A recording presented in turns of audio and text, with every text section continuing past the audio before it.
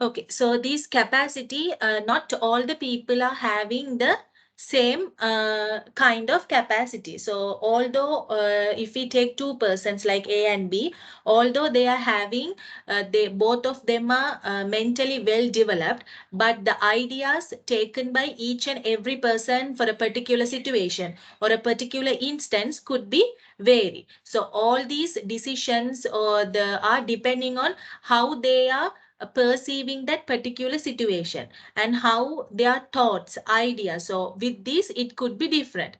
And also this mental capacity could be differ according to the time. For example, the decision making ability of a younger people are very well when compared to the older people. So when the time goes or when the people become aged, this mental capacity become decreased. And also location, so here the location refers to the instance where we are. So depending on the location, so depending on the situations also, the mental capacity X could be vary. So think about the situation. So although the person is a well mentally developed person, if he is stuck in between any rush situation, or if the situation is very weird situation, then it is a natural that our mental the decision making could be sometimes it should not be an accurate one. Okay, so when compared to the normal situation, if the situation is very rushing situation, or if the person is stuck in if the person got anxious, so the decisions that are taken by a particular individual could be different. Okay, so here staff must not assume a lack of capacity because of a person's age, physical appearance, condition or aspect of their behavior.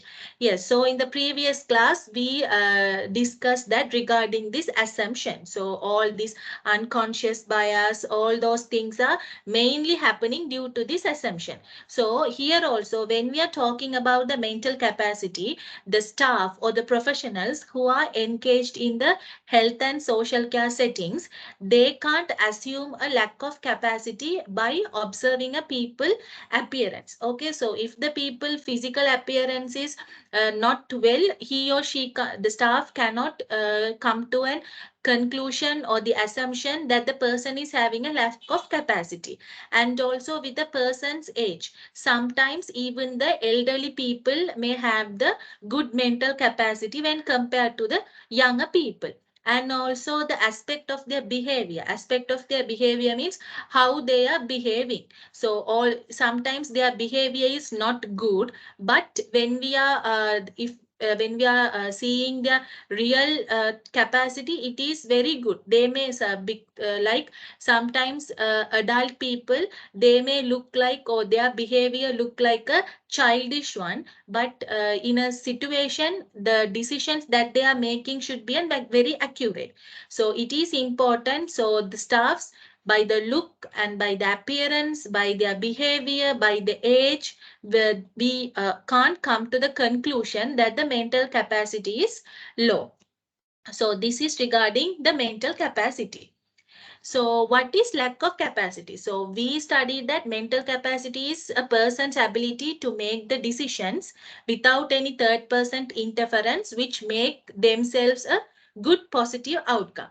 So what is this lack of capacity means? It is opposite to the good mental capacity. So an individual unable to take the decision which is providing a good outcome by their own, or it not only the decision, so it can be any actions. So a person who lacks ability to make a specific decision or an action by their own.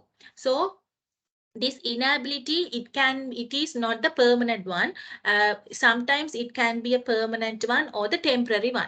But why this mental lack of capacity occurs? Due to the impairment of the brain function. So normally we are calling this mental capacity and the mental activities, we are calling in another word as a cognitive functioning. So normally when we are talking about the human, so the human or the health, so when we are talking about the health, it is a complete physical, psychological, spiritual, social. So likewise we are telling that means a particular individual should comply all these factors.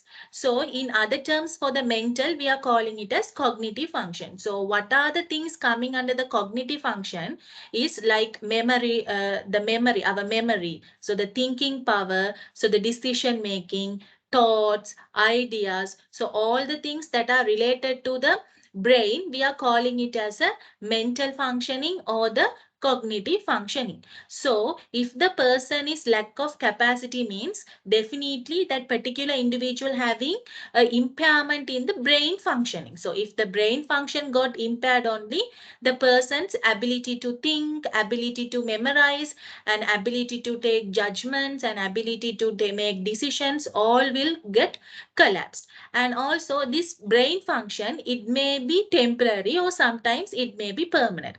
So normally this brain damage or the brain functional damage could be occur if the person due to the aging. So aging is a natural process where the brain functioning maybe get collapsed. Or if the person, there is another part called congenital disorders. Congenital disorder means when a baby is born, at the birth, the baby may have some disorders. So those disorders may affect the brain. So if those disorders affect the brain, then automatically the brain functioning also get reduced. So those children, we are calling them as a mentally disabled, or they are not developed mentally well. So from the small period onwards, they are having some cognitive impairment. And other than that, if the person is met with any accident, or if the person fallen from very height, and or if there is any injuries that happens to the brain, all those things may cause us either it can be a permanent or the temporary damage to the brain. So with all of these, they are causing impairment of the brain function. So here are some examples for this impairmental brain functioning. So this is the word called dementia.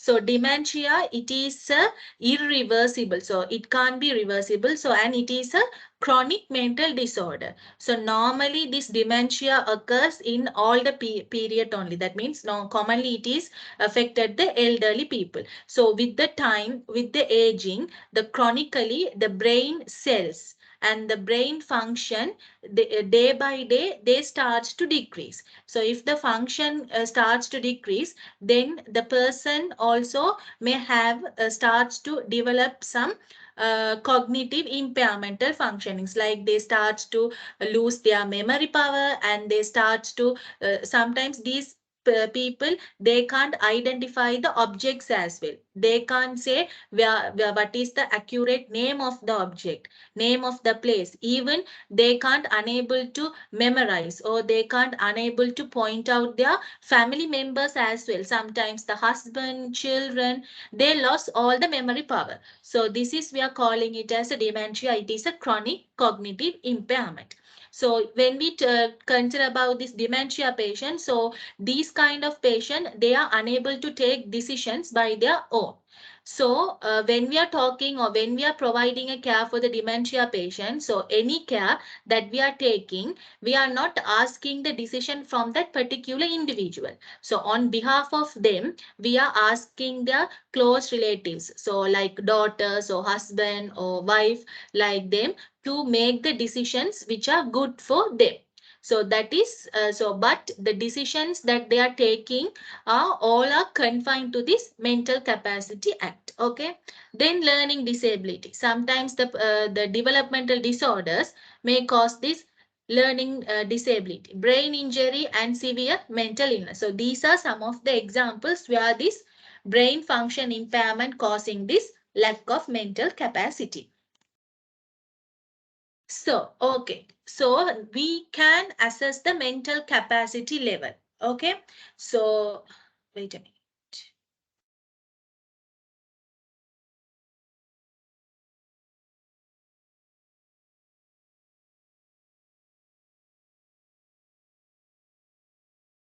So,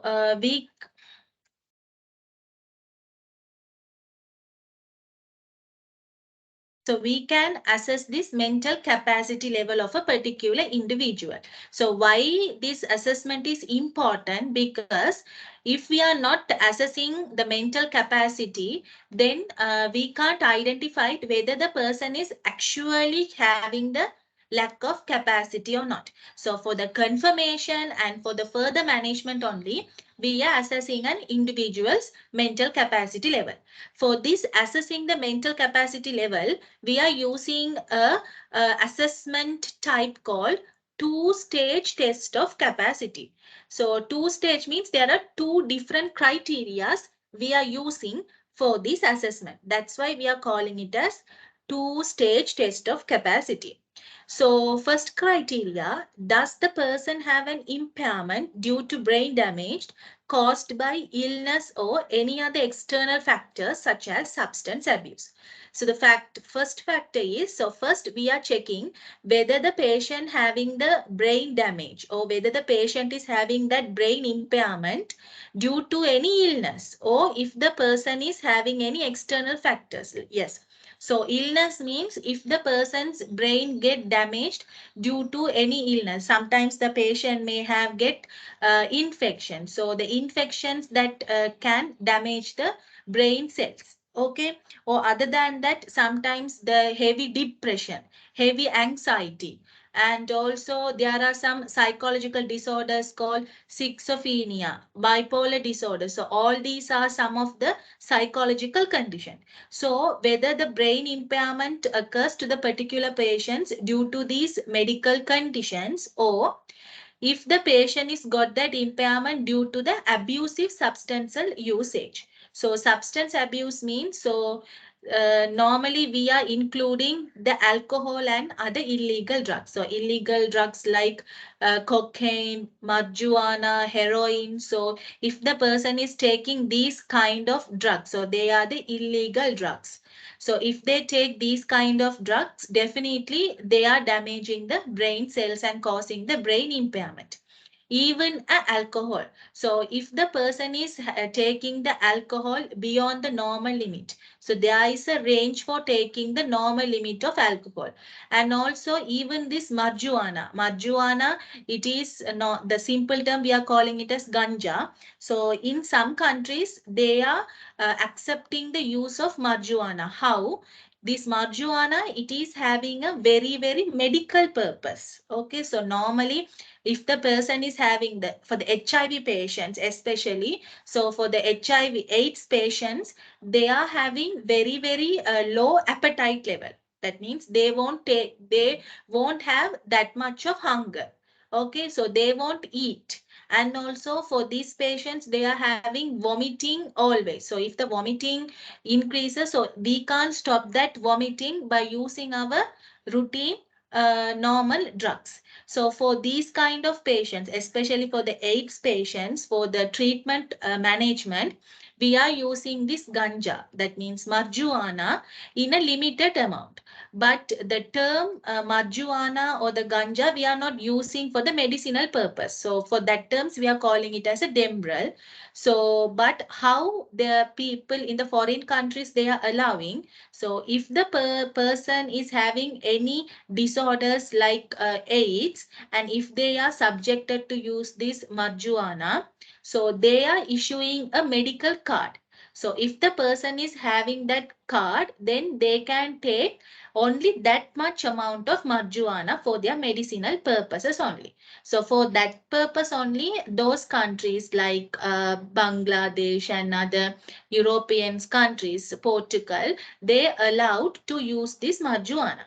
But when we are talking about our country or in most of the countries, this marijuana is not only used for the medicinal purpose. They are using mostly for the illegal purpose only. That's why they are restricting the usage and even the cultivation of these kind of plants. Okay, so and why we are restricting the usage? Because these marijuana and other illegal drugs, they are having a high brain damage effects. So the effect we are calling it as euphoria. So euphoria means, so if the person take that medications, they feel that they are in a heaven. That means they can't understand what is the situation they are, who are the people they are surrounded by, the person is surrounded by, and what they are doing, because they are not in a normal condition, they can't identify who they are as well.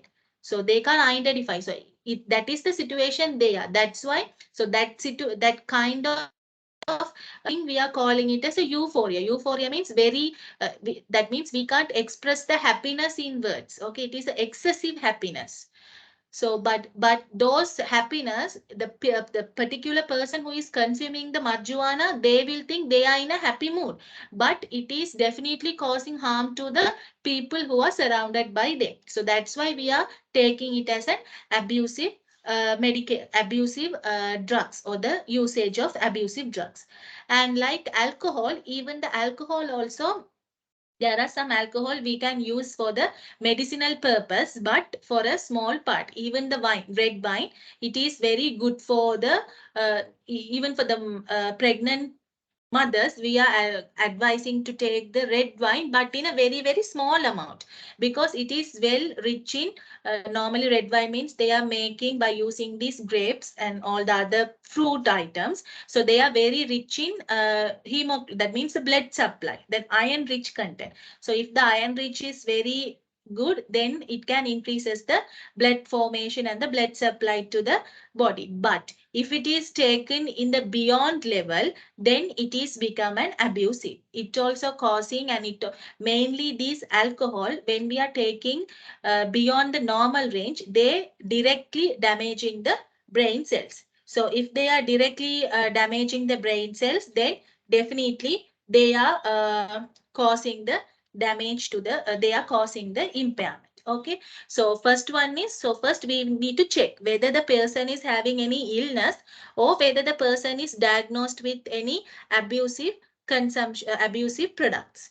Second one is, does the person is unable to make a decision for themselves, or lack capacity to make their own decision at an appropriate time. So this is something different. So the second one is, we are checking whether the person is unable to make the decision for themselves. So there are some situations, so there are some kind of people, they won't make any good decisions for themselves, but when they are taking decisions for other people like their friends, neighbors, they will definitely, their decision will be 100% accurate and good. So there are some it is also kind of nature for human beings, because some people, they always be in a confusion state and confused, they are thinking that whether, so because it is also kind of a psychological thinking, that means sometimes the people may think that like that. So, or can I take a decision for myself, whether that decisions become good or bad to myself, or is it a good decision? So they are always in a confusion state, so that's why they can't able to make any decisions for themselves. But when they are talking for the other persons, if they ask any suggestions and ideas, they are providing a good decisions at once. Okay, so it is also a kind of psychological disorder, but it is not happens due to the brain damage. It is happens due to the inappropriate thoughts and ideas about one person having by themselves, or herself, or himself. And the other part is lack of capacity to make their own decision at an appropriate time. It is also the same. That means sometimes the person is unable to take a decision on that time, but after 2 hours or 3 hours, or in any other situation, they will take an appropriate solution for this particular problem. That means, so if the person is very anxious, or if the person is very fear, or if a person is having any other problem, so all those will interrupt the decision making. So if the person having any one of this problem, then they won't take a proper solution at that instant or the situation. But after they got all the problems solved, and after they become calm and there is no any anxious or fear, then they will think calmly, and they will think clearly, and they will take decisions. Okay, so there are two. So first we need to check whether there is any illness or impairment causing the brain damage, or the person is having any other problems other than this brain damage or the impairment, then only we can go for the further management. So if the person is, so think about the first instance, if the person is having the brain damage or the impairment, yes, definitely we need to treat that impairment. Okay, so if the situation is a chronic and if it is a permanent brain damage, then definitely there should be another person who needs to take all the decision for this particular person. And if or if the brain damage is temporary one, then we can go for the further management, and once the person recover, then he can able to live a normal life. But it is for the first. So when we are talking about the second situations here, we need to counsel the patient, because there is no any medically the person is not abnormal, so there is no need for the medical management. The thing is we need to counsel the person. So we need to counsel how he or she needs to manage the anxious situation, or how he or she needs to take good decisions in a calm manner. Okay, so that is we are calling it as two-stage test of capacity. So, according to this Mental Capacity Act, a person unable to make decisions if they cannot. Yes. So, this is for the second stage. That means for the second part. So, first one is, however, the patient, the brain damage, the patient can't take the decision. So, second one, that the person unable to make the decision. So, how this Mental Capacity Act identify the second person? If the person cannot identify the information or understand the information. So yes, that is the first important point. So if the person is well, if the person is having no any brain damage and he is well, although he is well developed, mentally developed, but still he can't unable to make the decision, means first one, he didn't understand the informations or the thing relevant to that particular decision. If we understand the basic concept or the basic information only, then we can arrive to the conclusions. If we doesn't understand what is going on, then we can identify come to the decision. So first one, those people cannot unable to understand what is the information relevant to the decision. Second one, retain that information. So retain that information means, so they are, so some people, they are receiving the information by hearing, or they are observing and they are getting the information, but they can't hold that information or the ideas up to the decision making. Okay, so this is also if the person is having a, if the person is in a confused state, or if the person is thinking too much of things in his or her mind, they can't retain all the information. Okay, so when we are taking a decision, first we should be calm, and we should we can't we it we doesn't think, so we do not think any other problems, so we can't put all the problems into one and make the decision is a it is a troublesome. Okay, so first, sometimes if the patient or the person can't retain that information also, he is unable to take the decision. Use that information as a part of decision making process at the part. So first one, sometimes they can't understand the information for taking the decision. Second one, they are understanding the informations, but they can't retain, they can't hold the information up to that decision making process. So third one, they are understanding and they are holding, but they are not using that particular information for the decision making. So because whenever we are taking the decision for any situation, we need to identify the basic concept of the problem, because that basic concept may provide a clue for us to take any decision. So for that, we need to understand what are the informations relevant to that particular decision. So for example, think about the situation. So you are working as, so think about a nursing officer is there. So she is need to provide the medication for the particular patient. Okay. So the medication means, so the patient is complaining about the severe pain, and normally the tramadol we are not giving for the severe pain. There is a medication called tramadol. It is we are giving for the pain, but normally we are not giving because it is having some kind of side effects. But now the nurse needs to provide that medication or not. So now the nurse is in a critical stage because the side effects of that medication may increases the pain level of that patient further. Okay, so there is also another drawback is also there. So first of all, if the nurse identified or if the nurse understand all those information only, he or she can make the decision whether I need to give this tramadol or not to the patient. Okay, but if he doesn't know any underlying information like the side effects and other regarding that particular tramadol, she can't take the decision. Okay, the second one is, so she knows that okay, this tramadol is having these kind of side effects, but she can't retain the information because she needs to provide care to other patients as well. So if there are 2 or 3 people she needs to provide care, and she will think all the care management in her mind. So it is difficult to retain the particular information for a particular patient.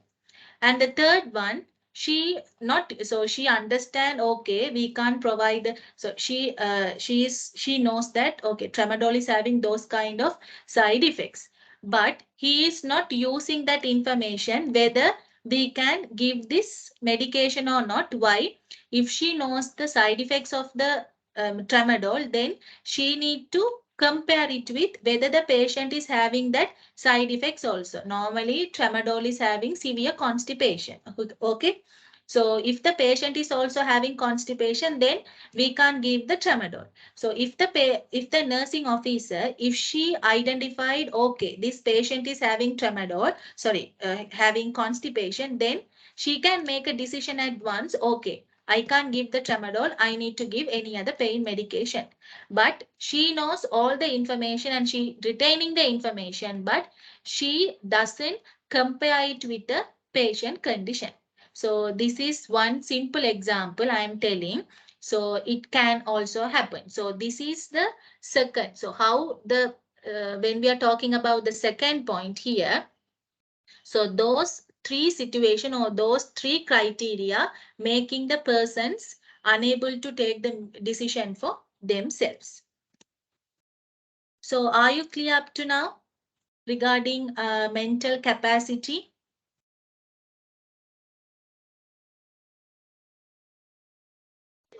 Yes, ma'am. Okay. So this Mental Capacity Act 2005, why it was first proposed in 2005. So this Mental Capacity Act especially having 5 principles. Okay. So first principle is assume a person has capacity unless proved otherwise. So first we need to, we can't assume that as I already said that we can't assume whether the person is having this kind of capacity or not. Okay, by the appearance, behavior. Sometimes if the person, the behavior is very low, if we assume that the person is having low capacity level, but if he proved it well, so if he proved okay, then our assumption is okay. But if the proof, that means if the person provide a good suggestion, or if the person make a good decision, then our assumption become wrong. Okay, first one, that is it is telling that we can't assume a person how the person is having the mental capacity. Do not treat the people as incapable of making a decision unless all practicable steps have been tried to help them. So yes, you also can't treat any kind of people. That means by looking them, you can't treat that, okay, this person can't make any decision by him or her. First, we need to apply all the possible things, or all the possible activities to check whether the person can take the decision, or whether the person is mentally capacity or not. Okay, so without doing all the things, you can't treat the people like that they are incapable of making the decision. So the third principle is a person should not be treated as incapable of making a decision because their decision may seem unwise. So this is the third one. So now, if the person, sometimes the decision making by a particular person is not good. Okay, that means it is wise, means it cannot be kind or it cannot be humble. Okay, so it is not wise. It won't provide the majority of the outcome won't be good. So, or if he's taking that kind of decision, you can't say that person, the particular individual is incapable of taking the own decision. That means they are having the mental capacity. You can't take. So for that particular situation, maybe he or she needs to take that kind of decision. Okay, so depending on the situation or the instances also, the decision could be have both either the good or the bad outcome. Okay, so if it is coming as a bad outcome, with that you can't tell that person is a lack of mental capacity person. Okay. Principle 4, always do things or take decision for people without capacity in their best interest. Yeah. So for or this is the another point. So if the person is a lack of capacity individual, that means they can't take their own decisions. So if the whenever a third person is going to take the decision on behalf of them, the outcome or the decision should always provide good effect or the good impact on that particular individual. So, principle 5, before doing something to someone or making a decision on their behalf, consider whether the outcome could be achieved in a less restrictive way.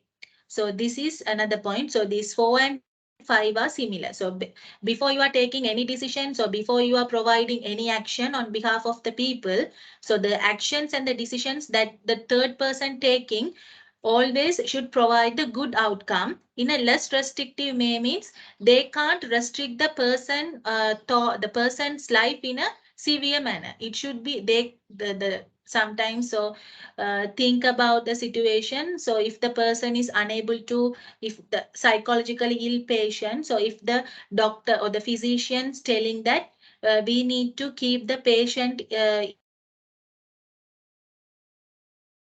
in a aggressive patient, we need to restrain, means we need to that means we need to tie his extremities, hands and legs.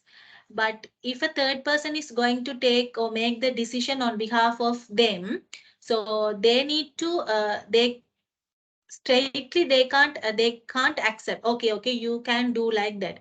First they need to provide any other suggestion. Okay, because that decision could be provide a good help, or the it should be provide good to the particular individual. Okay, so these are the major 5 principles which were proposed in the Mental Capacity Act. So especially this Mental Capacity Act designed for those who are lack of mental capacity. Okay, so how a person can make a decision, and how those people who are having mentally lack, how they can survive. So all those things included in this Mental Capacity Act. So under this Mental Capacity Act, there is another part called consent. So consent means simply providing or giving a permission or the approval for something. So when normally in the healthcare setups, this consent is a commonly used term. So when the prior to any treatment or prior to any procedures, normally, so the nursing officer or the physician, they are going to the patient and they are getting a consent. Or it can be written consent. So think about the situation. So if you are undergoing for any surgery, they are normally getting a signature. Or in the in the book, they are asking you to write and sign in your own mother tongue, that like whether you are approving for this treatment or not. So all these things we are calling as consent. calling it as by signing and by writing, you are providing or you are giving a permission or approval for doing that particular, for engaged in that particular treatment. Okay, so this consent, it can be applied to any part. So whenever you are doing any research, so for the research purposes, we are having a separate form called consent form. In the consent form, prior to doing the research, the people who we are including in our research, we are asking the signature whether they are accept to participate in the research or not. So all these things we are calling it as consent. Okay. So everyone has the right to determine what happens to their own bodies. So why we are taking this consent? So each and every person having a right. So there is a right. Every human being in the world, in the community or in the world, having the right to know what is going on their life and what is going to do for themselves. Okay, it's our right. And also there is no need to provide, there is not any mandatory to provide consent if any nursing officer or physician asks you. If you are not happy or if you are not comfortable for those kind of investigations or the procedure, you can't, you no need to provide the consent. And even the healthcare professionals, can't uh, they also can't force you or compel you to give the consent. It's your right. It's a free of right of each and every human being. So simply, so consent means simply we are providing a permission for doing anything to ourselves by the third person. And so in when we are talking about the healthcare setup also, we are not directly going and asking asking from the patient that uh, whether you like this treatment or not. We can't get the consent like that. So there is a way of getting the consent also. First, the nursing officer or the physician, he or she may needs to introduce herself, who they are, whether if it is a nursing officer, I think about I'm the nursing officer and I'm going to ask the consent. First, I need to introduce myself, what's my name and whom I am. I'm a nursing officer. Then I need to confirm the patient, whether the patient is correct.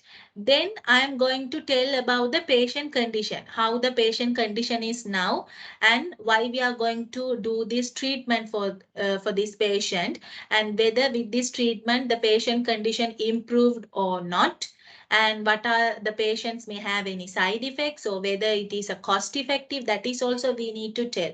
And also we need to tell that whether the patient's family members also approved or not. So after explaining all these things only, we will ask from the patient, now uh, are you okay to do this procedure or do this treatment or not? If so, then you can sign here or you can write it in your mother tongue by your own handwriting and provide the consent. Okay, so this is the way of getting the consent.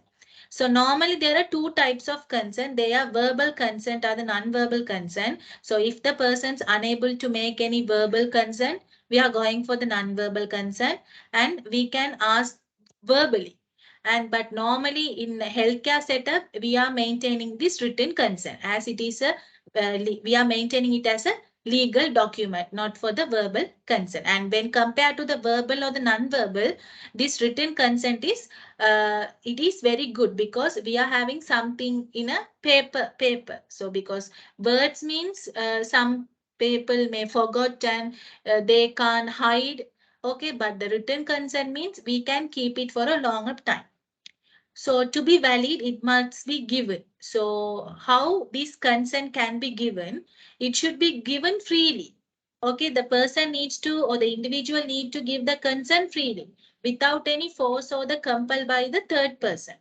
Patient need to be given sufficient information. As I told you, all the informations we are providing prior to getting the consent from the patient, and patient should possess adequate mental capacity. Yes, this is the third important point.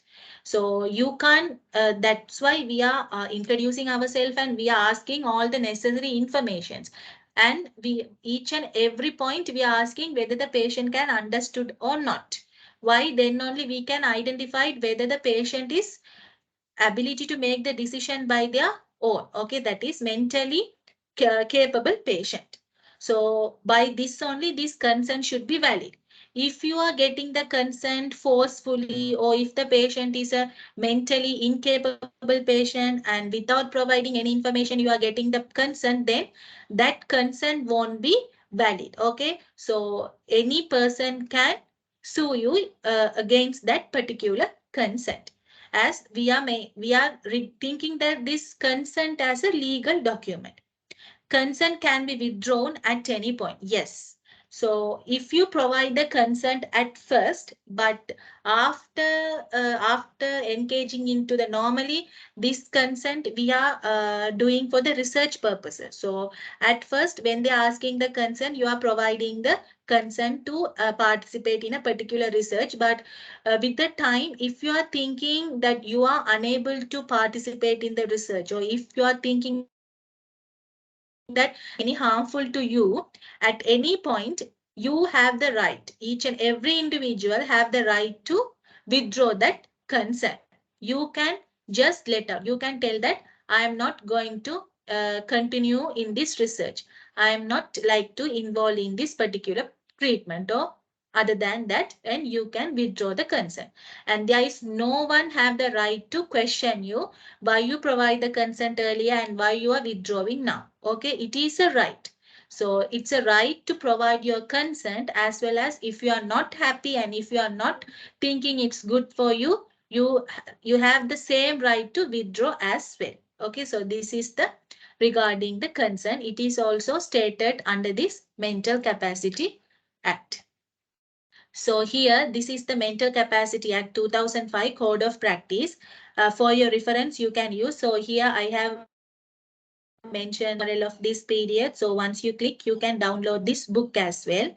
So for your further information and for your further reference, you can use this. So they have included all the necessary informations and more information regarding this Mental Capacity Act 2005. Okay, are you clear up to now regarding Mental Capacity Act, or do you need further any clarifications?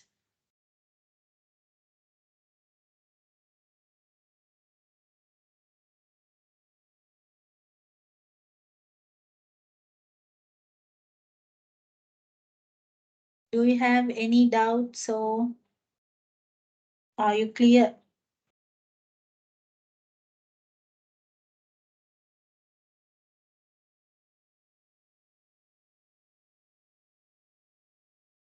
Hello, are you all clear?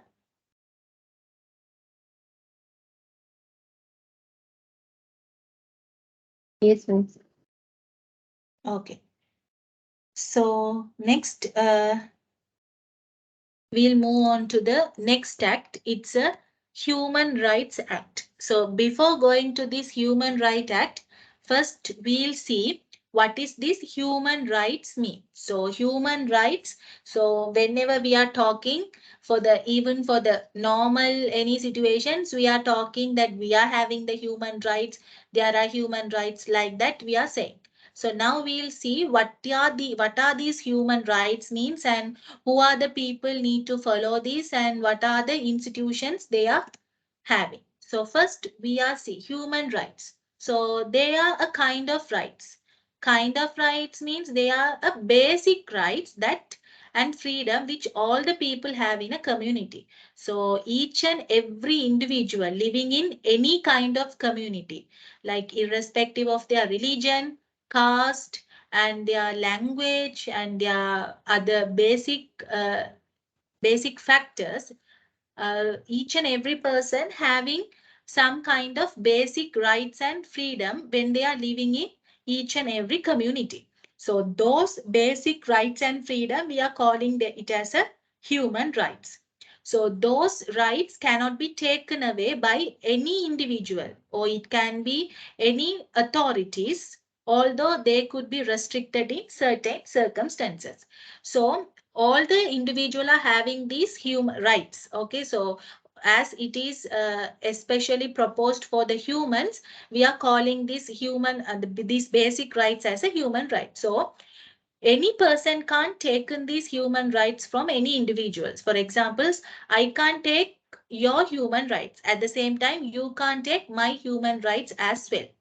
But even there are some instances these human rights having some certain restrictions. So that means some areas where we can't use these human rights, or there are some instances where the higher authorities like government or the other institutional bodies or the legislative bodies, they also can they can act against these human rights. But however these restrictions are present, they can't completely take away from these rights from a particular individual. They can provide any other restriction or they can provide any other activities against that acts, but they can't completely take in the rights from the particular individual.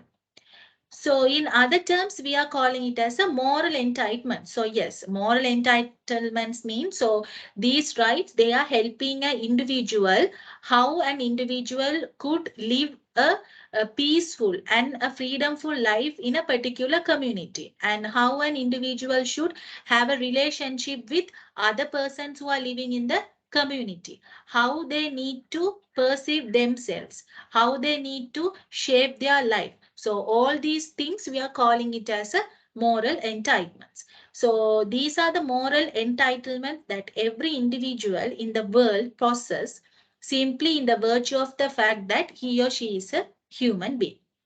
Some of individual and collective rights laid down to state constitutions and international law. So yes, so these individual human rights, so these human rights, there are different uh, types are there. So both the, so there are collective rights and individual rights are there. So collective rights means it is a rights confined to a particular community or the group, and individual rights for each and every individual. So all these collective and the individual rights are proposed by the state constitution and the international law. Okay, state constitution means it's a government or the parliament, the each and every country having. So this is the overview of these human rights. So these human rights are multiple, or we are calling it as manifold. Manifold means it's a multiple. Normally, we are categorizing the human rights as civil, political, economic, social, and the cultural rights, as well as the collective rights of the people. Okay, so the civil, political, economic, social, and the cultural rights, it can be either for the group or for the individual people. But the collective right means it is applied to a particular group of community. So we'll see what are the rights coming under the economic, social, and cultural rights. So each and every person having the right to work and right to work in a favorable condition of the work. Yes. So we are having the right to work at the same time. We are having the right to work in a favorable condition. That means in a good condition for each and every person. Right to form and join the trade union. So trade unions, you know that each and every institution, so the companies, they are having a union. So every individual having the right to form the union, as well as if there is any already formed union, we can join the union freely. Okay, if I'm like any union, then I have the right to join any union freely.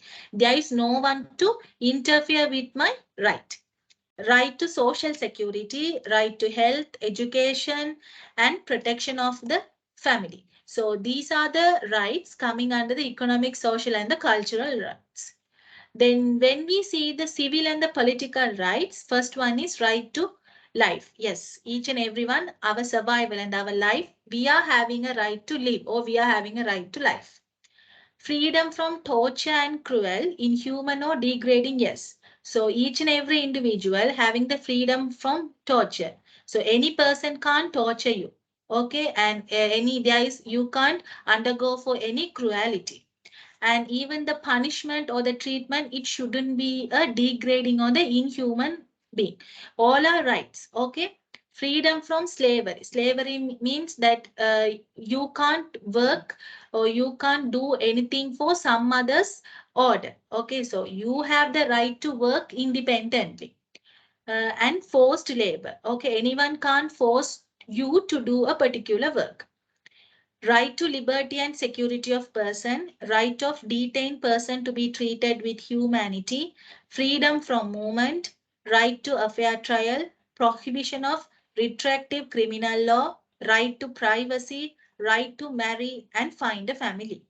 And then freedom of thoughts, conscience and religion, freedom of opinion and expression, prohibition of propaganda for war and of incitement to national, racial or religious hatred, freedom of assembly, freedom of association, right to take part in the conduct of public affairs, vote and have access to public office. So these are the rights that each and individual having under the civil and the political rights. Sorry.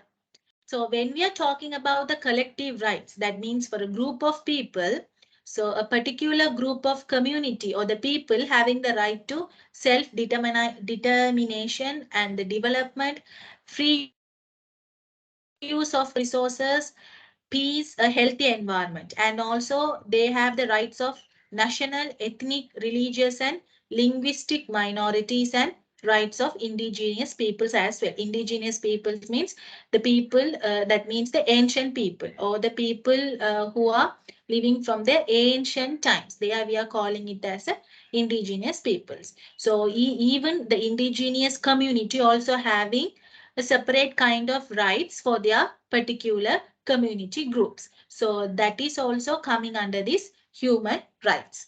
So these are the this is regarding the human rights and what are the basic rights of each and every individual living in a particular community.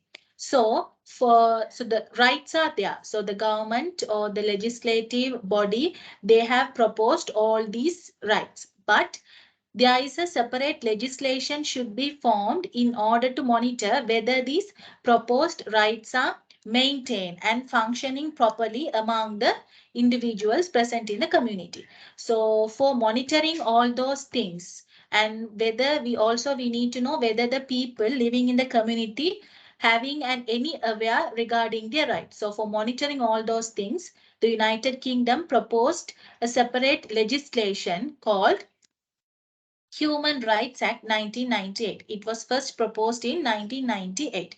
So all the rights, all the human rights or the individual, they are when they are talking about these human rights, it should be confined to this Human Rights Act. So regarding the Human Rights Act, so it is a legal protection of human rights such as a person's right to life. So right like Equality Act, so it is providing equality and equity to all the people who are working and who are living in the community. So that equality activities for the monitoring, they have proposed the Equality Act. Sorry. And we are having another kind of community. So if the person is unable to make any decisions, any good decisions, so for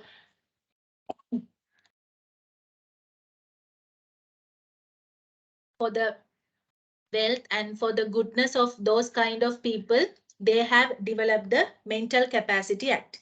And at the likewise, for managing these human rights, they are having the Human Rights Act. Okay. So under these human rights, there are totally 16 rights are there. And each and every rights, they are referred to as a separate article. Okay, so likewise in the Mental Capacity Act and Equality Act, so these also containing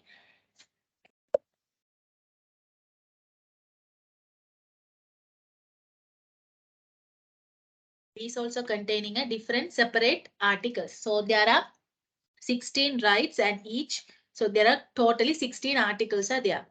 A person who lives in the United Kingdom protected according to the Human Rights Act. So all the people living in the United Kingdom are protecting according to these acts. At the same time, if any person, if any foreign national or the persons who are going to the United Kingdom for living purpose or for the educational purpose, or if the person is in a hospital, or if the person is living in the prison, they also having the human rights, and those people's human rights also maintained according to this Human Rights Act. Okay, so any foreign nationality, or if the persons who are living in the hospital or prison, if in any situations, if their human rights got violated, they can go through this Human Rights Act. All public sectors need to follow Human Rights Act. However, individual and private sectors no need to follow them. Yes, that means sometimes the private sectors, they may no need to they no need to follow these human rights. Okay, sometimes, but all the public sectors, they need to follow these human rights. These rights come from the European Convention on the Human Rights. So this is the overview regarding this Human Rights Act. Okay, so why this Human Rights Act is important? So especially, so the first important is we need to protect the people. So from which instances we need to protect all the people, especially from the abuse, neglect and isolative condition, we need to protect the people, because the people rights can be humiliated or violated by these situations.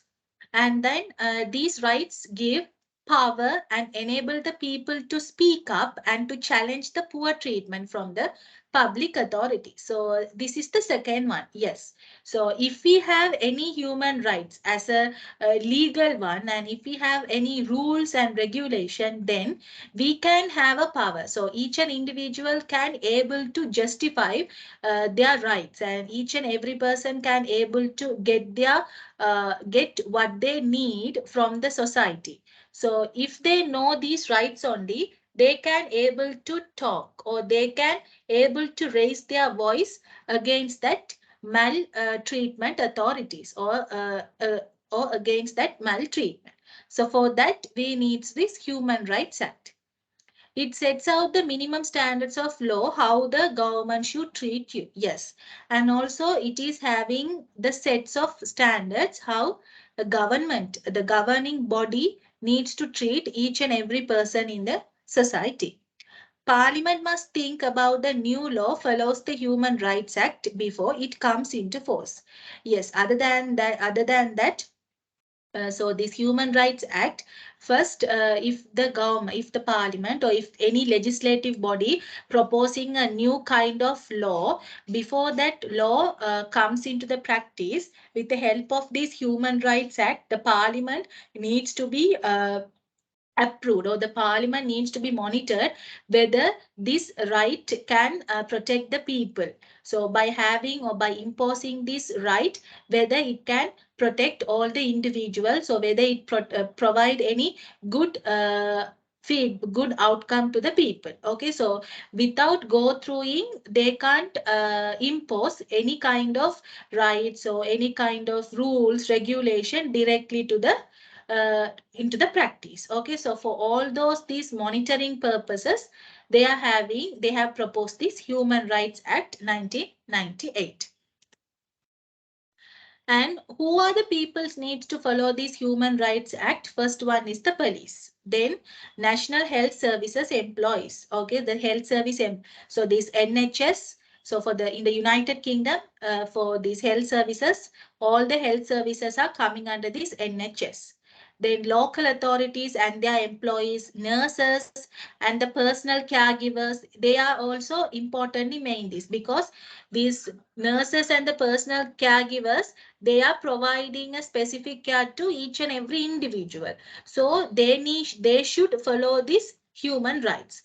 Then people who are in the prison, so the prisoners, or the people who are for monitoring the prison, courts and tribunals, and that means especially for the mental health authorities, government departments and their employees, and statutory bodies and their employees. So these are the major authorities, public sectors, they need to follow the Human Rights Act. Why? Because they are having a high affinity with the public, or the people living in the society.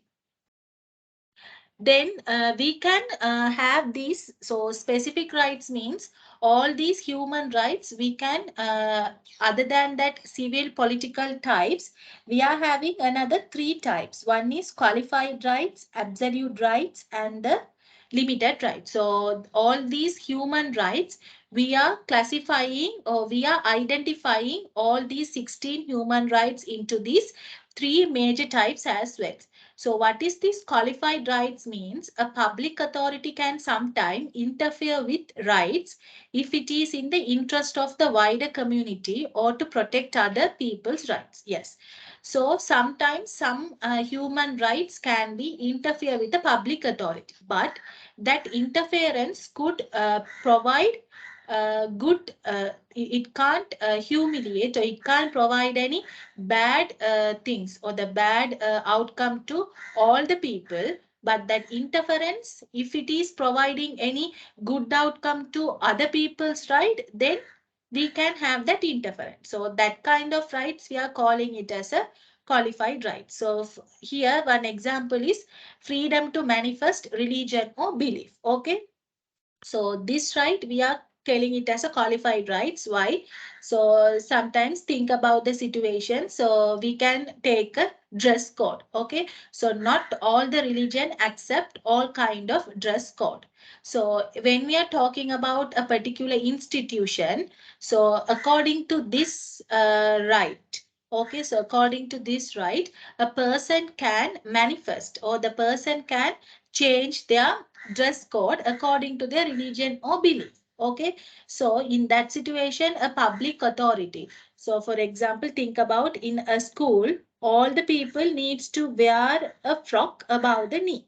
Okay, so it is a common rule present in the particular school, but not all the culture, all not all the community can wear the frocks like that.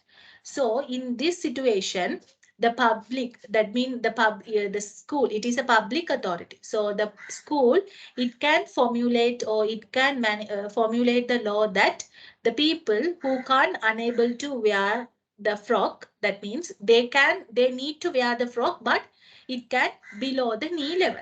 So it is, we are calling it as a freedom to manifest, it is a kind of right. So here, so the common right is one, but with the interference of this public authority, it is providing a good outcome to another kind of people's right or the another community's right. So that's why we are calling it as a qualified rights. And qualified rights need to be balanced against other people's right in order to achieve a fair outcome. So that is also important. So when you are proposing, when the right is a qualified right, it should be in a balance. Okay, it can't have good for one group of people and providing bad for another group of people. So although when you are making one right as a qualified right, then the involved two people rights should need to be balanced. It should provide a good outcome for both the people. So in the school also, so wearing uh, so some students, you are telling that they can wear the frock above the knee level. So those who can accept to wear that, they can wear. At the same time, below the knee levels, those who can accept to wear this, they also can wear. So it is balanced. So that is, we are calling it as a qualified rights. Okay. Right to respect for private and family life, freedom of expression, freedom of assembly. So all these comes under the qualified rights. Second one is a limited rights. So limited rights means, so depending on the specific situation or depending on some certain instances, a particular human right could be limited or could be restricted according to this Human Right Act. Example, right to liberty. So right to liberty, it is one of the Human Right Act, human right. Okay. So it could be according to this limited right, it can be limited. How? So if the person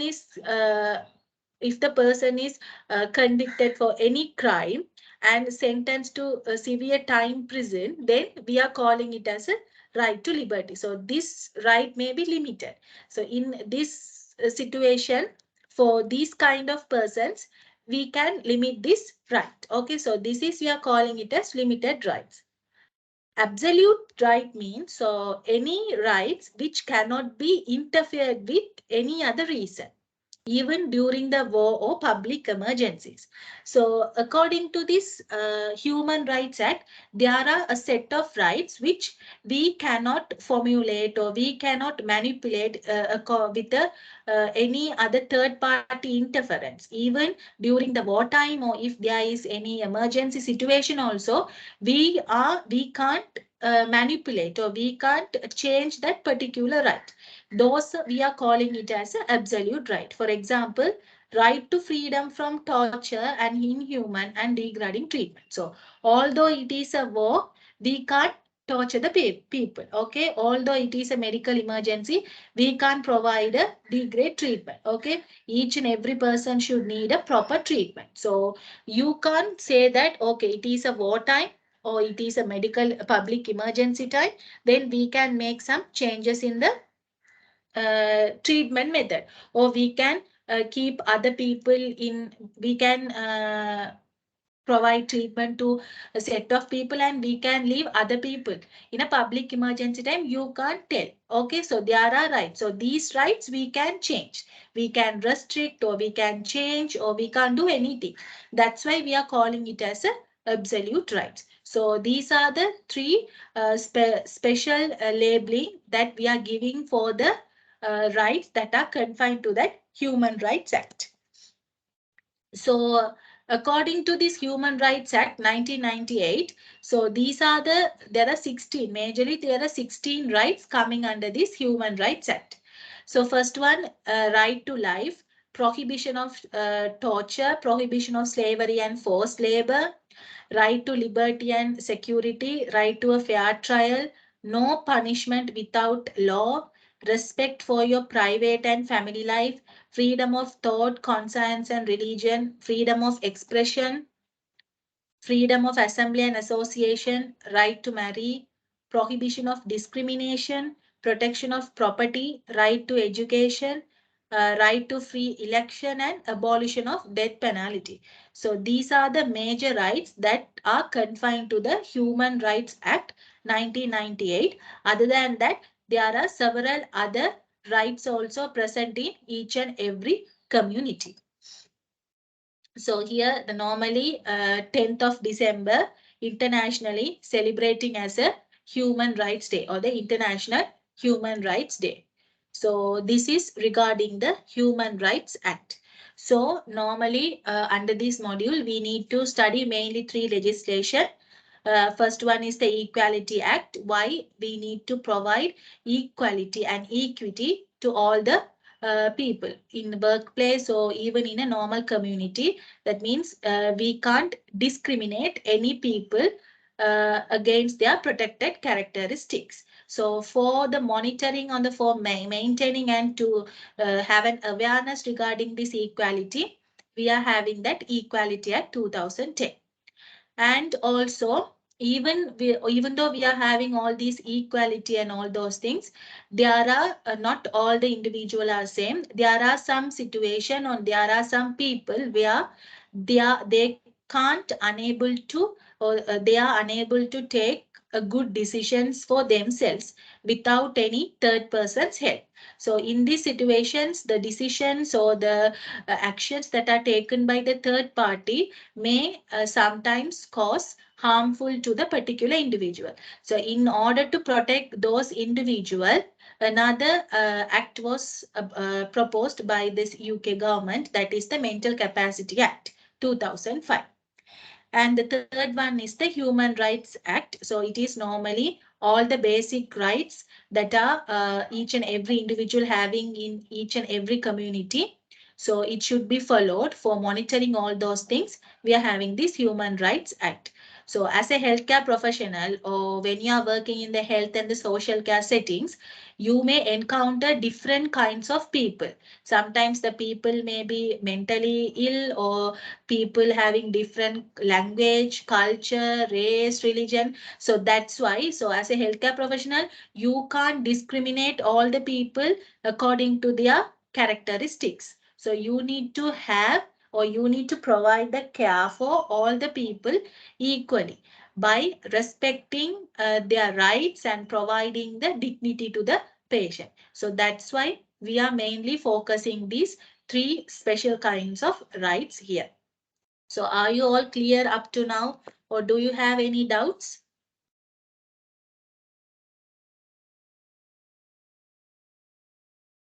Are you all clear? Or if you have any doubts, you can ask, or otherwise I can move.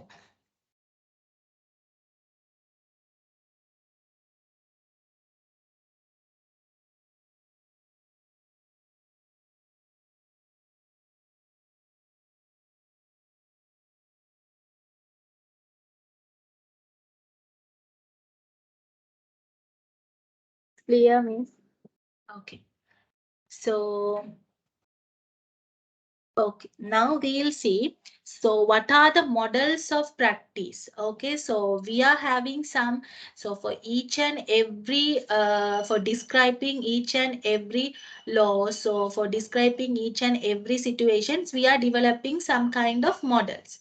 So by applying those models in certain situations, we can promote that particular need. Okay, so likewise, in order to promote or in order to make the equality, diversity, and inclusive practices effectively in the health and social care settings, we also proposed, we are also having some kind of model. So we'll see what are those models are.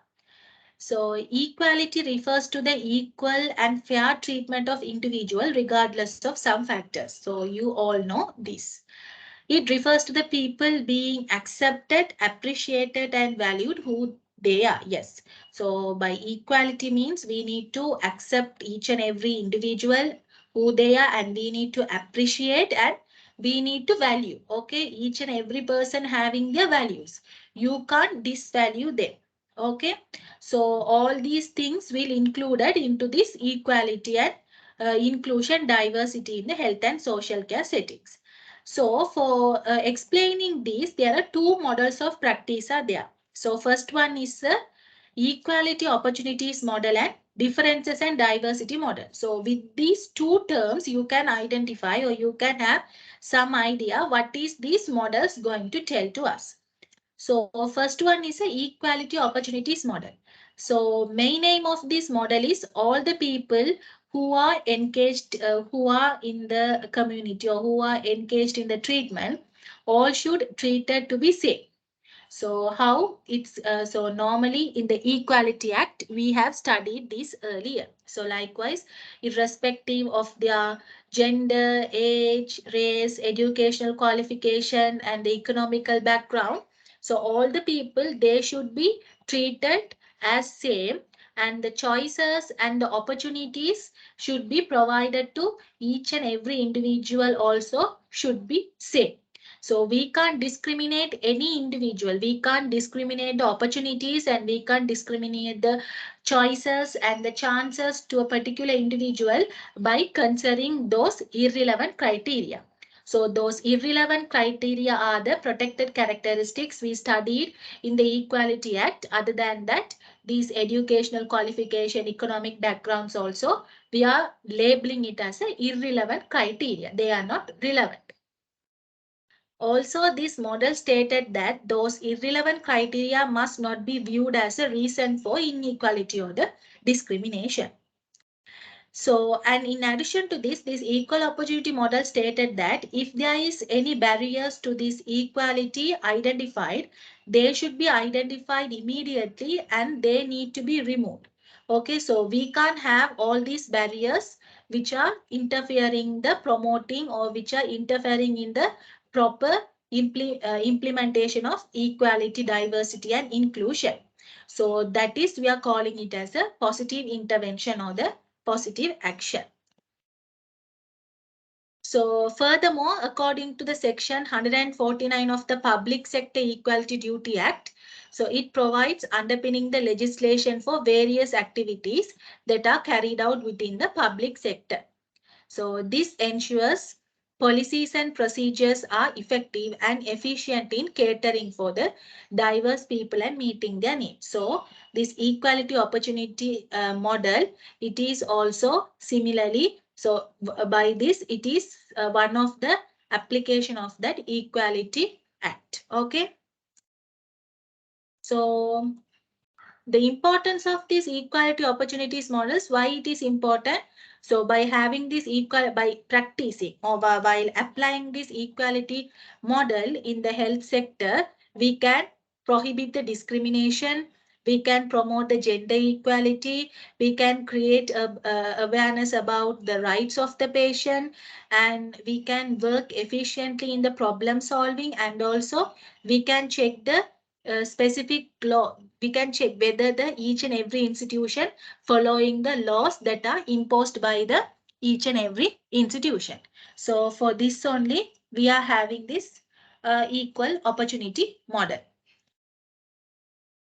The second one is the difference and diversity model. So it was proposed by Walker in 1994. So it is emphasizing that each and every individual is different. So that difference means they are unique, and this must be celebrated, and they should feel valued for who they are. Yes. So this regarding the differences and the diversity. So each and every individual, we already studied that each and every person in the society, they are unique because of their characteristics. So the characteristics could be any characteristics, depend on their gender, they depend on their economical status, depend on their educational qualifications. So all of these, they are, however, they are unique. Not each and every individual are same. So when they are unique, so each and every person in the society, for their uniqueness, they should be celebrated, okay? And they should be valued. We can't degrade or we can't neglect or discriminate because of their uniqueness. So it is the major concept of this difference and diversity model. People with diverse beliefs and experience bring their unique perspectives and ideas to the teamwork as well. Yes, because if all the people, so think about a situation when you are working as a team, if all the team members having a same characteristic, then there is a no point of, that means there is no any new ideas will pop out. Okay, so if the uniqueness, that means if different kind of people engaged in a team work only, then only a new ideas and new suggestions will comes out. Okay, it is important for the development or the improvement of any kind of work. So for that, so for this, we need to appreciate the uniqueness of each and every individual. And the most important thing is response to the differences given by other people. Yes. So response.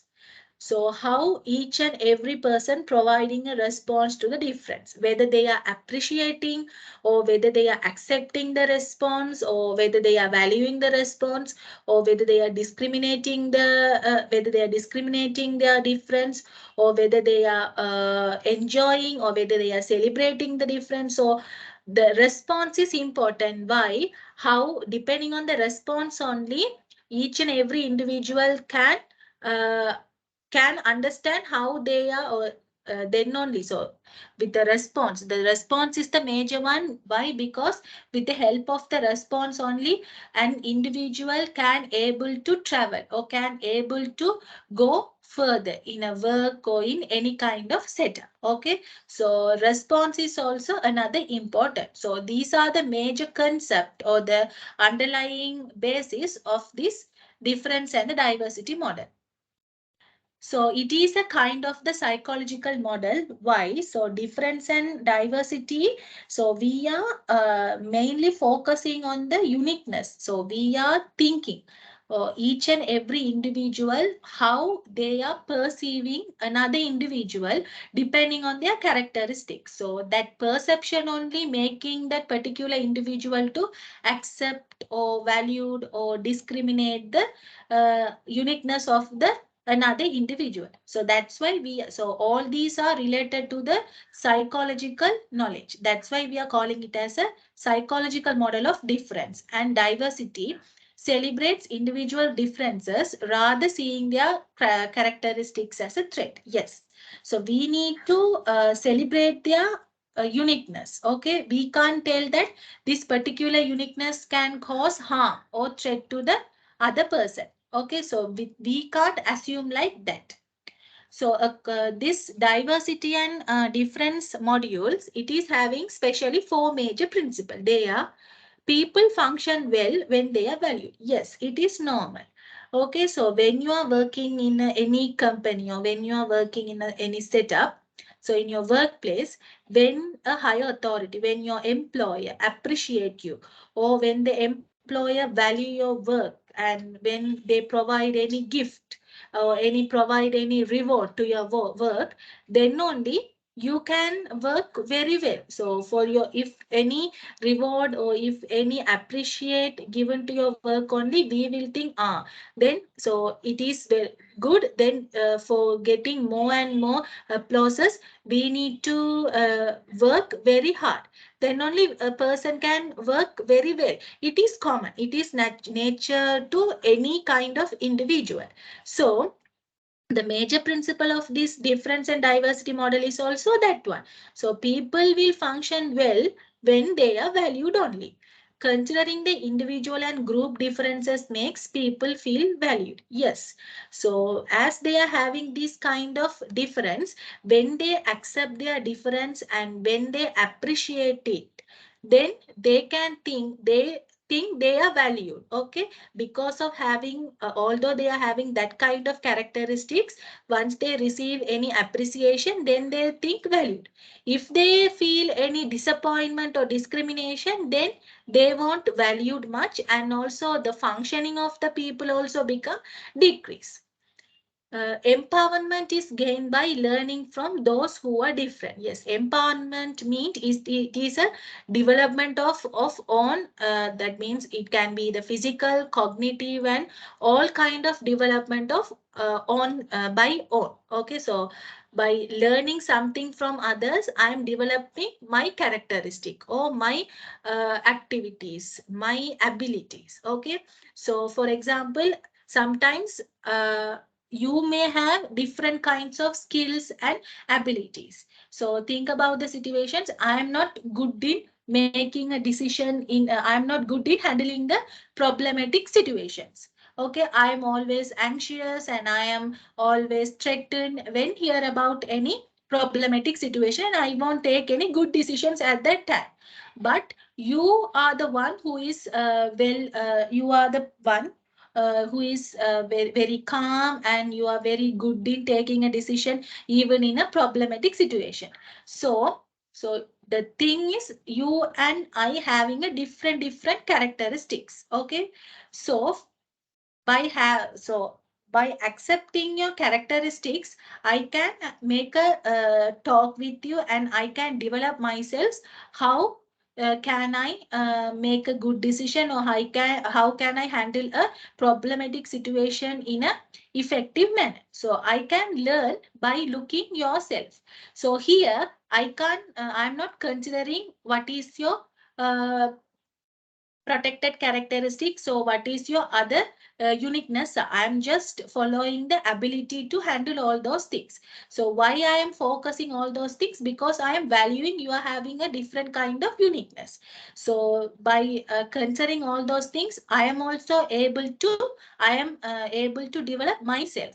So that is empowerment. So empowerment is gained by learning from those who are different. So the last one, feeling valued and being empowered allows people to become autonomous, building in their potential. Yes. So autonomy means taking the own responsibility for any work done by myself. If I am empowered and if I am have a courage only, I can take the responsibility for any works which are done by myself. If I am not well empowered, or if I am not confident and courage enough, then I won't do any work, because I will think that if I do any mistake, then I need to take the responsibility. So that thought may starts to degrade my abilities. Okay, but having this uniqueness, having But if a person valued you, or if the person appreciate you because of their uniqueness, then these courage, confidence, and empowerment will help you to take all the responsibilities. Okay, sometimes when you are work good, then they will take, okay, you are a good responsible person, I am giving this whole event to manage by yourself, like that. Then I will think myself, okay, they are having some kind of confidence on me, so I want to do all the things properly. So this is a kind of autonomous. So these are the four major principles stated in this difference and diversity model. These principles fulfill the needs which were proposed by. So Maslow hierarchy. So Maslow, he is a psychologist. So he proposed a hierarchical order which are stating the basic needs of a human being. So what are the basic needs that each and every human being should possess? So I'll show you this hierarchy.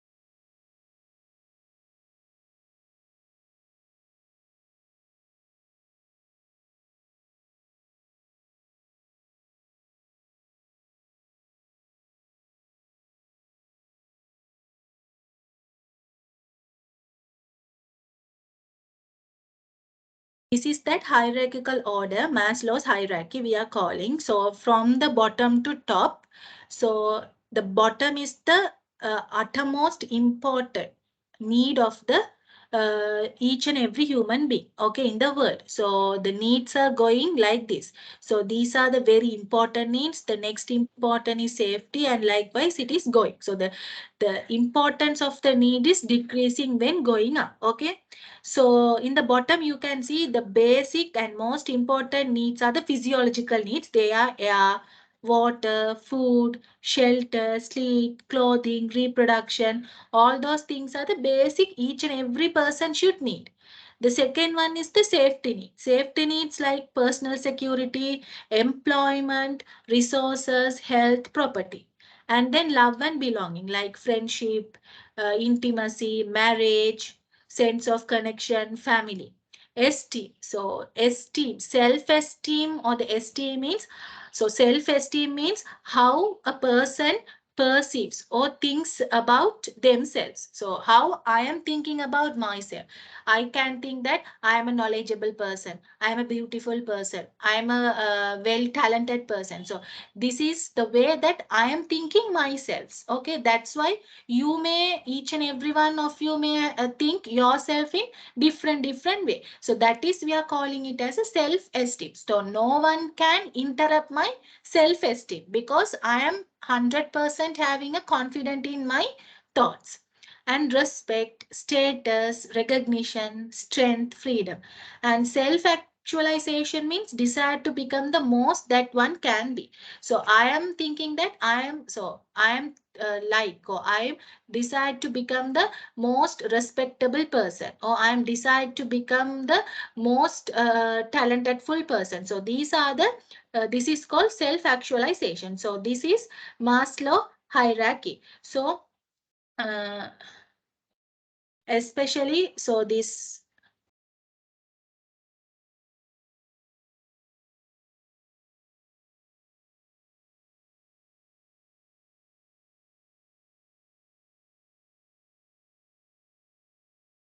so this diversity and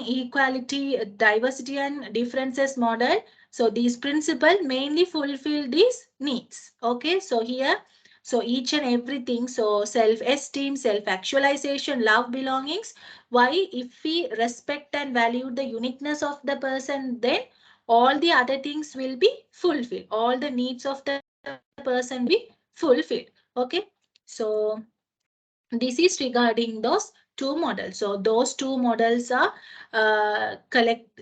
those two models basically they are containing the act and other things that we have already studied. So depending on the act, they have proposed these models. So we are normally applying these models in order to enhance the practice, or in order to improve the equality, diversity and inclusion in the health and social sector. But not only for the health and social sector, any kind of workplace and even in the normal community setup also, we can use this model.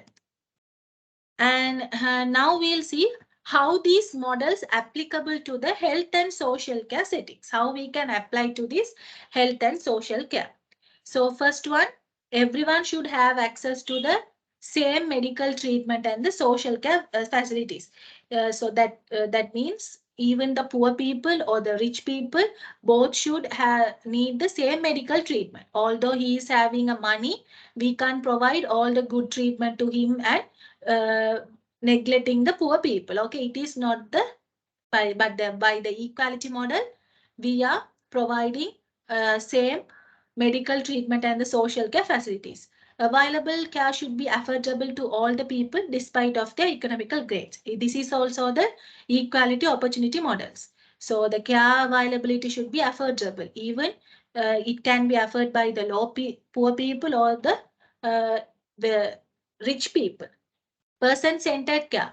So the person-centered care, it is described by the diversity and the difference model. So the person-centered care, the patient-centered care means it is an individual care.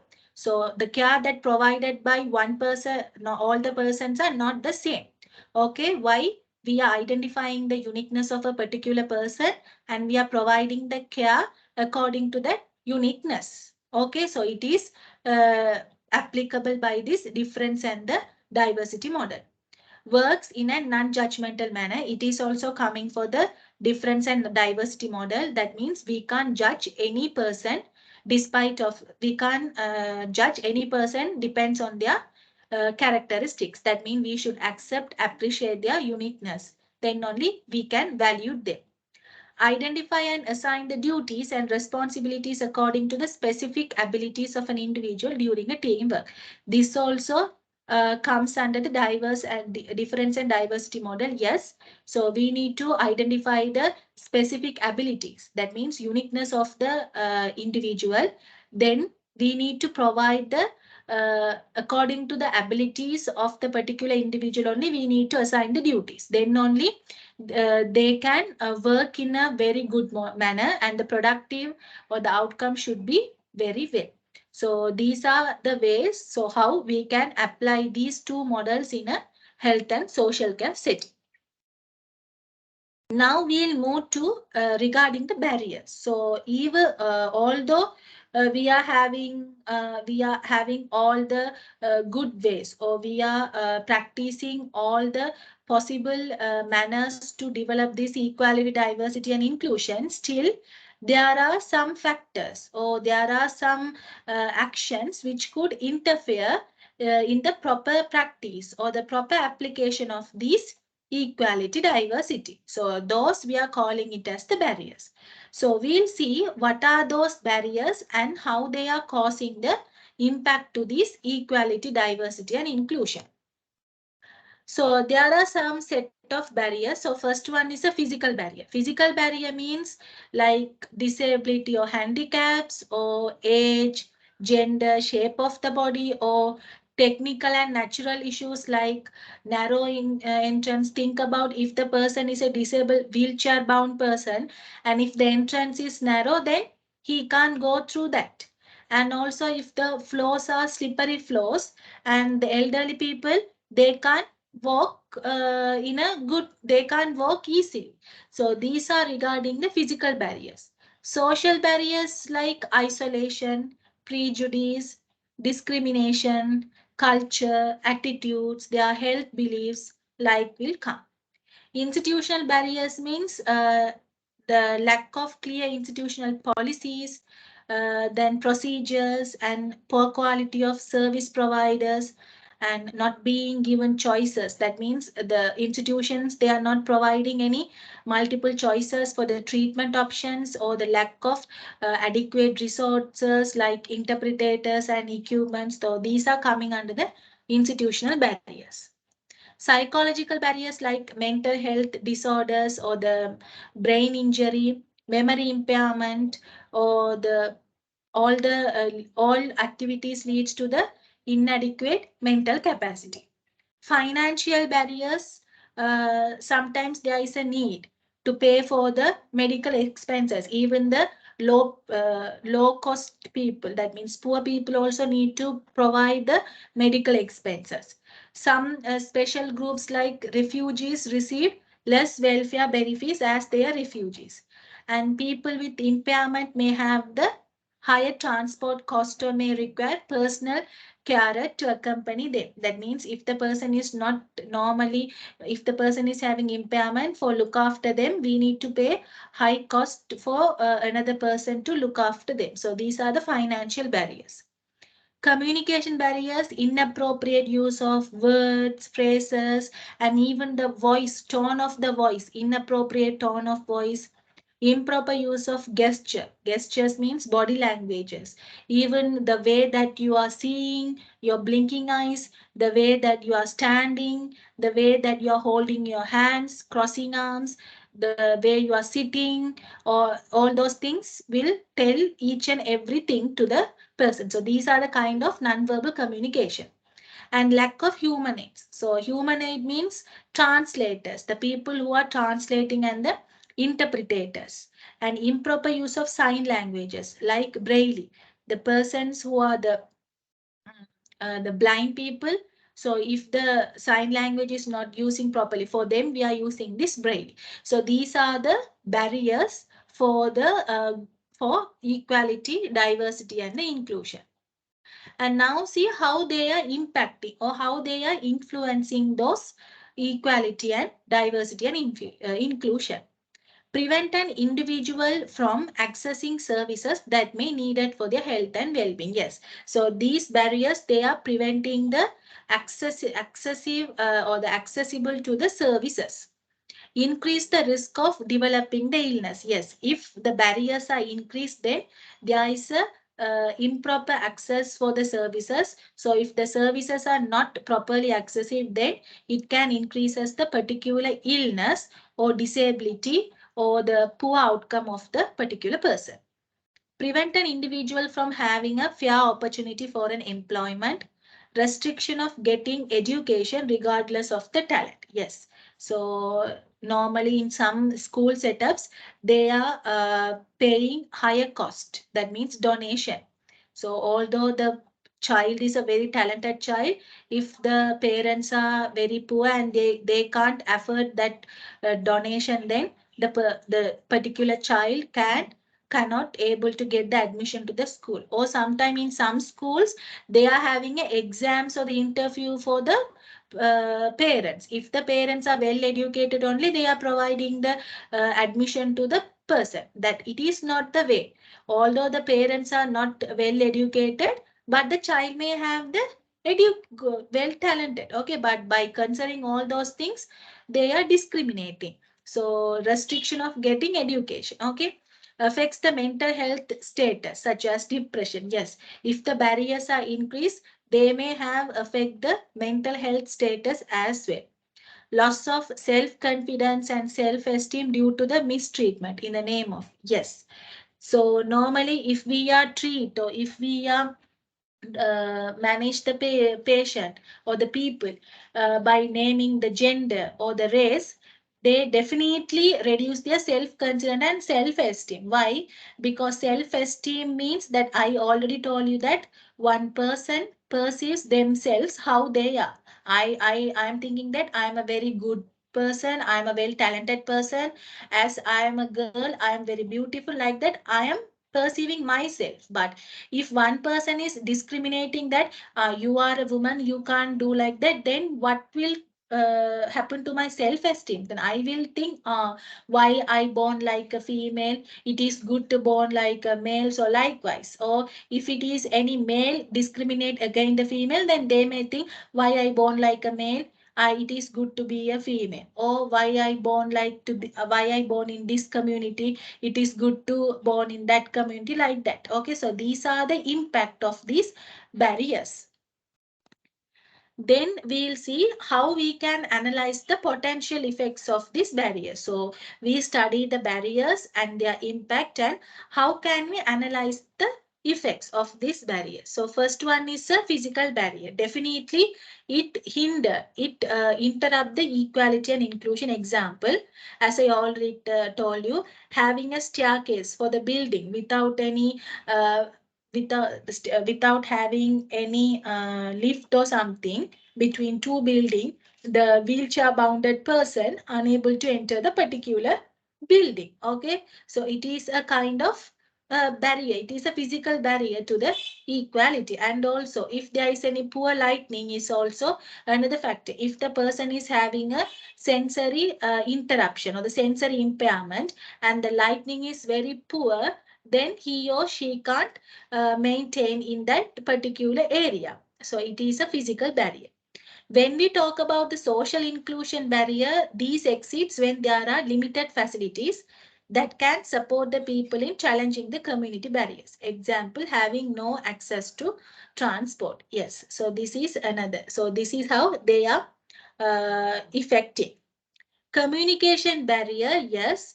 Poor communication skills of staff can lead to improper understanding between healthcare professional teams, which can adversely affect the quality of service. Yes.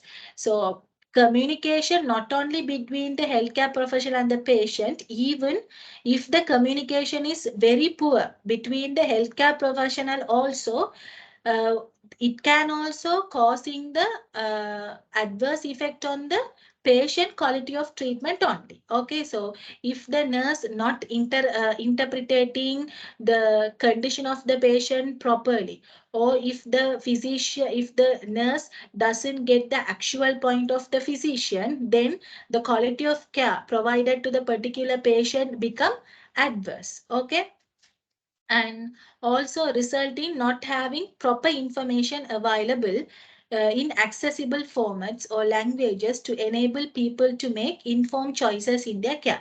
Yes, so whenever you are making or whenever you are providing any written document to the patient, it should be not in English, because not all the people can understand English.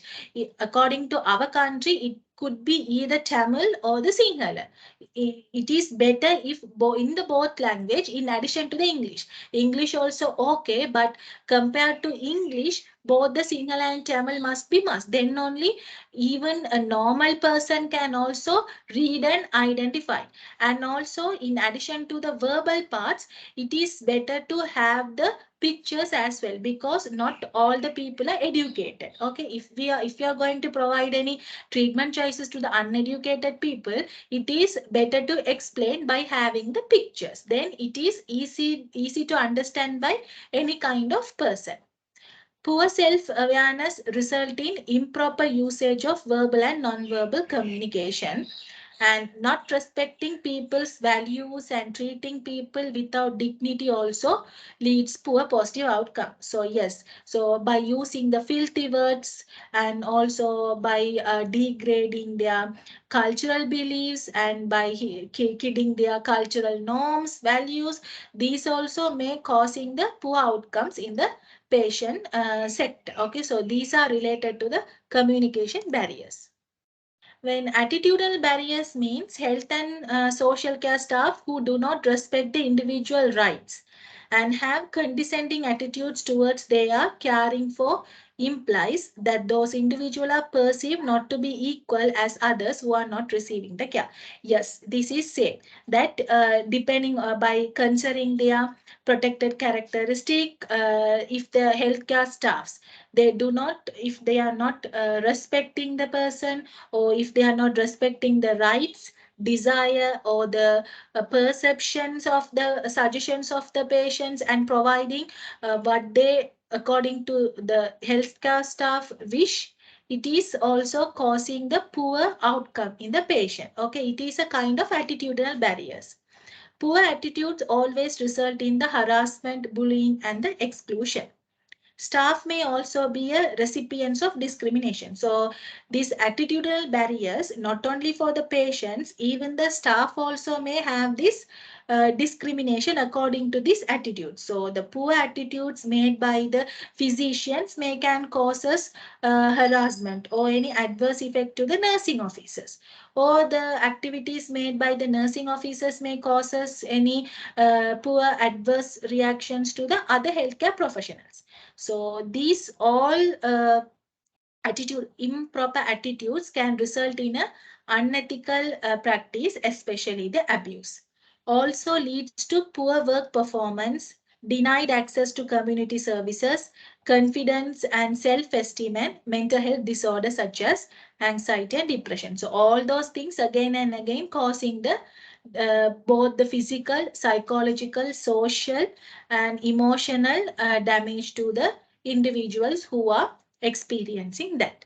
So this is how we are analyzing the effects of these barriers.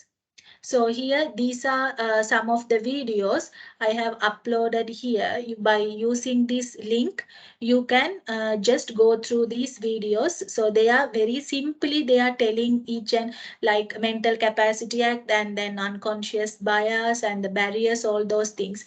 And if you want, if you watch these videos, there are multiple choices will come, and for further information, you can watch those as well. And that's all regarding today's session. So do you have any doubts? So you can ask if you have any doubts.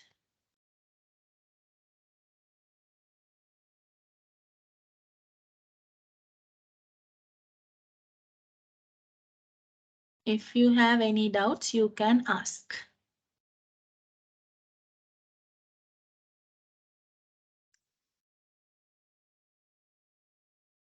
And if you all are clear, then we can wind up the session.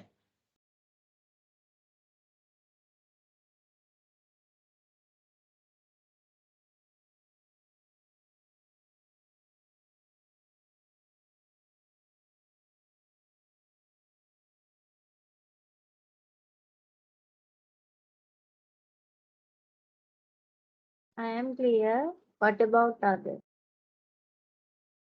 Okay. It's clear, ma'am. Okay. So, and if you have any doubts in the next class as well, you can ask. So as you all are clear, so we'll wind up the session. So I meet you all in the next week, next Sunday. Okay, bye. Okay, ma'am. Thank you. Bye.